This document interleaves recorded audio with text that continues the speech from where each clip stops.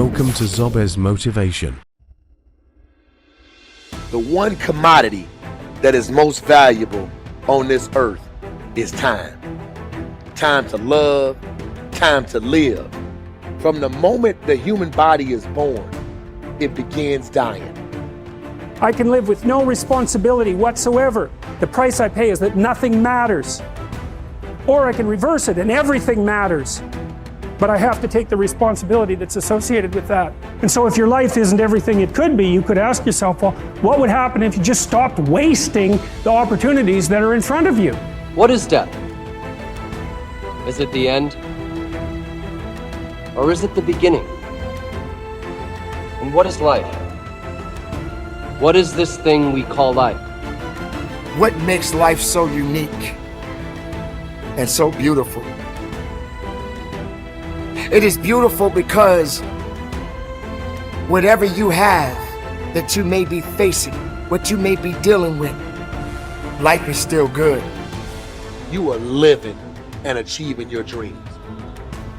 Find time to better yourself, read, explore, research, live life, do things you've never thought of doing before. That's what it's all about. It might not be fun, it might not be easy, but it is profitable. It does give you results. Think about all of the great people that we admire in our society and the things that they must have had to go through in order to make it look effortless. And one day you're gonna be great, but you think you got time. You think you got time. AET 3 years from now, 5 years from now. I'm telling you, you deserve to be great now. And not only do you deserve to be great, there's some people in your life. You must be yourself if you want to experience your true purpose in life. If you're different, be different. Be different and do it with pride. If someone doesn't like it, if many people don't like it, who cares? Your life would feel better and richer if you had a goal, you chased that goal, you accomplished some things, and you would get this boost of confidence, you'd get this boost of self-esteem, like whatever it is that you're going to do. Learn from what you've just done, move forward. Learn from what you've just done, move forward, repeat, repeat, repeat, all the way forward until one day you're going to get to the end of that tunnel and you're going to see the light. You need to take massive action. And if that doesn't work, try something else. If that doesn't work, try something else. Keep going with massive action and you will find the way because it will give you momentum. The time is now. The time is now to express and for people to believe in themselves. The time is now for it to be okay to be great. Listen to me, if you work for it, if you're willing to put in that sweat, that blood, and those tears, baby, I'm telling you, you can have what you want, be what you want, do what you want. Are you hearing me? And start now. Start believing, start dreaming, and create the life and the person that you really want to see. I think it's good to remember that if we just go along with the crowd, we won't wind up with much more than the wish that we could do it all over again, and as far as we know, you can't. If we want to amount to anything as individuals, we need individual goals, individual thinking, individual actions, and we must never conform to the big group. We must love them, we must help them, we must serve them, because our whole success will depend on our ability to do these things. But never lose our own individuality and our identity by permitting ourselves to become submerged in what has historically proved itself to be little more than a suffocating sea of indirection and purposelessness. If we want to emulate someone, fine, but let's be choosy in whose steps we follow. It's the only life we've got. And remember to think. Imagination is everything, and we can become what we can imagine. If you find yourself getting depressed and down at the mouth, as we all get once in a while, you might want to remember this quotation by Dean Briggs. He said, "Do your work. Not just your work and no more, but a little more for the lavishing's sake. That little more which is worth all the rest. And if you suffer as you must, and if you doubt as you must, do your work. Put your heart into it, and the sky will clear. And then out of your very doubt and suffering will be born the supreme joy of life." Believe it or not, in an age when we've come to nearly deify leisure time, we've almost lost sight of the fact that virtually all our satisfactions, rewards will come not from our leisure, but from our work. And don't forget the strangest secret. We become what we think about. But if you want to begin to move into your own personal greatness, If you want to begin to really enjoy a happy, successful, healthy life, you've got to be willing to go against the tide. You've got to be willing to harness your will and say, in spite of this, I'm in control here. I'm not going to let this get me down. I'm not going to let this destroy me.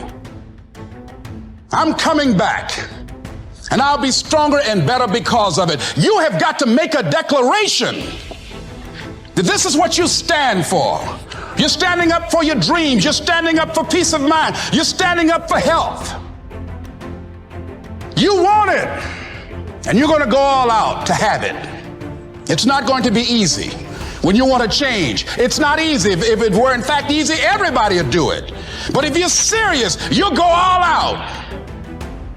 So yes, I'm going to turn this situation around. I'm not going to sit back and moan and cry over what happened and what went wrong and who did what. I'm going to do something about this situation. The way to transform yourself is through your work. Now, I know this runs counter to our prevailing cultural prejudices. Work is too ugly, too boring, too vain. Self-transformation, we think, comes through a spiritual journey. Therapy, a guru who tells us what to do, intense group experiences and social experiences, and drugs. But most of these are ways of running away from ourselves and relieving our chronic boredom. They're not connected to process, and so any changes that occur don't last. Instead, through our work, we can actually connect to who we are instead of running away. And by entering that slow, organic process, we can actually change ourselves from the inside out in a way that's very real and very lasting.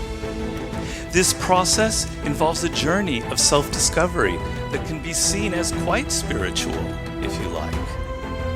And in the end of this process, we contribute something unique and meaningful to our culture through our work, which is hardly ugly, boring, or vain. This intense focus on one goal is not easy, but it is all important.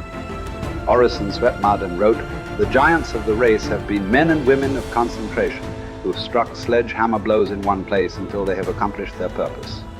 The successful men and women of today are those of one over, mastering idea, one unwavering aim, men and women of single and intense purpose." Marden also said that every great man has become great.